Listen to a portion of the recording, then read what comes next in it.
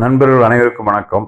நம்ம நாட்டுக்கோழி chicken 1 kilo வெட்டி எடுத்து வச்சிட்டோம். சின்ன வெங்காயம் ஒரு 3/4 கிலோ தொளிச்சு வச்சிட்டோம். வரமிளகாய் ஒரு 5 மிளகாய் நீட்டாக விதையை எடுத்து 2-3 கட் பண்ணி வச்சிட்டோம். இஞ்சி பூண்டு தேவையான அளவு ஒரு 3 வெள்ளை பருப்பும் சரி வந்துட்டோம். தக்காளி ஒரு 3 ரெடி பண்ணி வச்சிட்டோம். அடுத்து நம்ம அடுப்பை வச்சு நல்லெண்ணெய் ஊற்றிட்டோம். தேவையான அளவு நல்லெண்ணெய் ஒரு 100 மில்லி இந்த மாதிரி ஊற்றிட்டு கடுகு போட்டுட்டு கடலைப்பருப்பு கொஞ்சம் போட்டோம். கடலைப்பருப்பு நல்லா டேஸ்ட்டாக இருக்குது. போட்டுட்டு எண்ணெய் கொஞ்சம் அப்புறம் வெங்காயத்தை போடுறோம். 3/4 கிலோ வெங்காயம், அது முழு வெங்காயமாக தொளிச்சு அரை வெங்காயமாக கட் பண்ணி வச்சுட்டு அதை போடுறோம். அதை ஆட் பண்ணிவிட்டு நம்ம செய்ய போகிறது நாட்டுக்கோழி சிந்தாமணி செஞ்சுக்கிட்டு இருக்கோம் நாம். ஏன்னா இது ரொம்ப டேஸ்ட்டாக இருக்கக்கூடிய ஒன்று. அந்த சிக்கன் வாடையே இல்லாமல், நாட்டுக்கோழி வாடை இல்லாமல் சுவையாக செஞ்சுக்கிட்டு இருக்கோம் நாம். அதை நீங்கள் பார்த்து கரெக்டாக செய்முறை விளக்க பார்த்தீங்க. அந்த வெட்டி வச்ச வரமிளகாயை உள்ளே போட்டோம். ஃபஸ்ட்டு வரமிளகாய் போட்டோம்னா டக்குன்னு அது கருகிற, அது ஒரு மாதிரி போயிடும். அதனால தான் ஃபஸ்ட்டு வெங்காயத்தை போடுறோம்.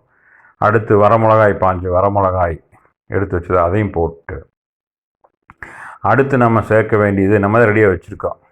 கருவேப்பிலையுமே நான் 3ஆவது போடுறேன். ஃபஸ்ட்டு தாளிக்கிலே போடணும். தாளிக்கிலே எண்ணெய் ரொம்ப காஞ்சிருச்சு, போட்டால் ரொம்ப இதாகிடும். கருவேப்பில், தக்காளி அதையும் போட்டு இதை நல்லா முருகல் பதத்துக்கு நம்ம நல்லா வணக்கி எடுத்துக்கணும். அந்த வெங்காயத்தில் இருக்கிற நீர், தக்காளியில் இருக்கிற நீர் இதெல்லாம் ஓரளவுக்கு வேப்பராக எல்லாத்துக்கு நல்லா நம்ம வணக்கி எடுத்துட்டு அதுக்கப்புறம் சிக்கனை ஆட் பண்ணோம்னா தான் கொஞ்சம் நல்லா இருக்கு. அடுத்து நம்ம சிக்கனை ஆட் பண்ணுறதுக்கு தயாராகிட்டு இருக்கோம். சிக்கனை எடுத்து இப்போ நம்ம நாட்டுக்கோழி சிக்கனை அதுக்குள்ளே போடுறோம்.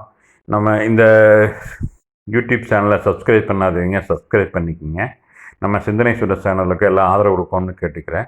நம்ம சேனலில் கண்டிப்பாக சப்ஸ்கிரைப் பண்ணிக்கோங்க, லைக் பண்ணிக்கோங்க, ஷேர் பண்ணுங்கள், கமெண்ட் பண்ணுங்கள். அந்த சிக்கனையும் உள்ளே போட்டு நல்லா நம்ம கலக்கி விட்டுட்டு நல்லா அந்த சிக்கனுடைய இருக்கிற தண்ணியும் போகிற அளவுக்கு நம்ம நல்லா எண்ணெயில் வணக்கி எடுத்தோம்னாக்கா அந்த நாட்டுக்கோழி சிக்கனுடைய வாசம் சில பேருக்கு பிடிக்காது. அதுக்காக நல்லா மஞ்சத்தூள் ஒரு 3 ஸ்பூன் மஞ்சத்தூளை உள்ளே போட்டுக்கிறோம். மஞ்சத்தூளை உள்ளே போட்டுட்டு நல்லா இது பண்ணிவிட்டு அடுத்து தேவையான அளவு உப்பு. நம்ம 1 கிலோ சிக்கனுக்கு நான் 2 ஸ்பூன் உப்பு தான் போடுறேன். அதே கரெக்டாக தான் இருக்குது. 2 ஸ்பூன். இப்போ ஸ்பூனுன்னா ஒவ்வொரு ஸ்பூன் ஒவ்வொரு சைஸ் இருக்குது. அதை நம்ம கரெக்டாக பார்த்து உப்பு தேவையான அளவு சேர்த்துக்கிறோம். உப்பை சேர்த்துட்டு நல்லா கறியில் உப்பு ஏறுற மாதிரி நல்லா வணக்கிட்டு நம்ம இஞ்சி பூண்டு பேஸ்ட்டு அரைச்சி வச்சதை நம்ம முதலே ஊற்றிட்டோம். சரிங்களா? அந்த இஞ்சி பூண்டு பேஸ்ட்டு அரைச்சி வச்சதை ஊற்றுறோம். அதையும் ஊற்றிட்டு நல்லா கிளறி விட்டுட்டு தண்ணி ரொம்ப ஊற்றக்கூடாது. நம்ம என்ன சிந்தாமணி செய்கிறோம், கிரேவி கிடையாது, குழம்பும் கிடையாது. சிந்தாமணிங்கில் அளவு அந்த கறி வேகிற அளவுக்கு தேவையான அளவு தண்ணி ஊற்றி வச்சிட்டோம்னா கறி 3 அளவுக்குன்னு வச்சுக்கோங்களேன். ஊற்றி வச்சிட்டோம்னா நல்லா வெந்துச்சுன்னா எடுத்து இப்போ பாருங்கள் நல்லா ஆய் உடிக்க வெந்துட்டுருக்கு. அது நல்லா கிளறி அடியில் பத்து பிடிக்காமல் அடிக்கடி நம்ம கிளறி விடணும். இப்போ பாருங்கள், நான் கிளறிலே தெரியும் பாருங்கள். கிளறிலேயே பத்து இல்லாமல் நல்லா தண்ணியெல்லாம் சுண்டி வச்சு கீழே வருங்க. பாத்திரம் நல்லா தெளிவாக தெரியுது. அடிப்பிடிக்காது நல்லா வெந்துருச்சு. அடுத்து நம்ம தேவையான மல்லித்தலையுமே புதினா தலையை ஆட் பண்ணிட்டோம்னா ரைட், நம்மளுக்கு தேவையான